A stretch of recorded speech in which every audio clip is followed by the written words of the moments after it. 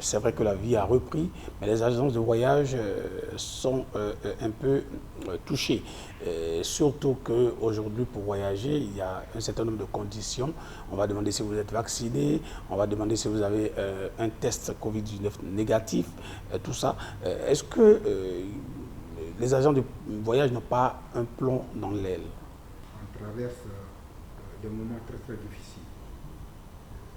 Très difficiles, tout simplement parce qu'on était leader des agents de voyage en 2019. Et si on parle de votre bilan financier avant la Covid-19? Les agents de voyage de Côte d'Ivoire, en matière de vente des billets d'avion, ont réalisé près de 125 milliards de volume de vente en 2019 contre 30 et quelques milliards en 2020. Aujourd'hui, nous sommes en plein pied, encore dedans. On a l'impression souvent qu'on a fini avec le Covid, mais au niveau des agents de voyage, rien n'est fait. Les voyages n'ont pas encore repris à 100%. Les avions que nous voyons remplis ou de châssis, c'est rempli des résidents qui sont venus nous voir, mais pas des nouveaux voyageurs. Les comités d'entreprise qui voyageaient en mission, des missions ont complètement pris un plomb. Alors qu'est-ce qu'il faut faire? C'était d'autres activités d'agence de voyage, c'est-à-dire faire des excursions, faire des circuits touristiques.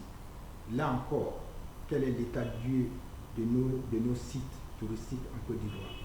Quelles sont les contraintes aujourd'hui au niveau de l'hébergement? L'Ivoirien est très exigeant actuellement. Ils sont très exigeants en ce qui concerne les hébergements. Personne ne voyage. Si tu dois payer les charges fiscales et les charges sociales des employés, et pendant combien de temps? Le salaire, le CNPS et tout ce qu'il faut, ben, ça ne restera pas longtemps, surtout qu'il n'y a pas d'entrée. Donc voilà les difficultés. Et une relance qui se fait, où vous vous mettez? Quelle est votre place dans cette nouvelle relance que l'État fait par rapport à la relance bien sûr du tourisme en Côte d'Ivoire?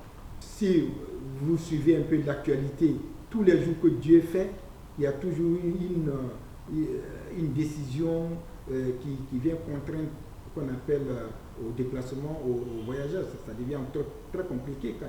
Est-ce que dans votre secteur, il y a des entreprises qui ont licencié leurs agents? Est-ce que dans votre secteur, il y a des agents de voyage qui ont fermé? Bien sûr. Bien sûr.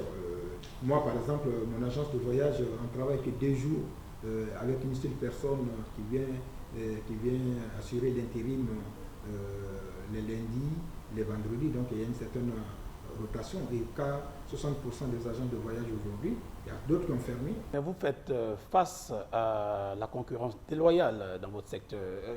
Comment se fait cette concurrence déloyale?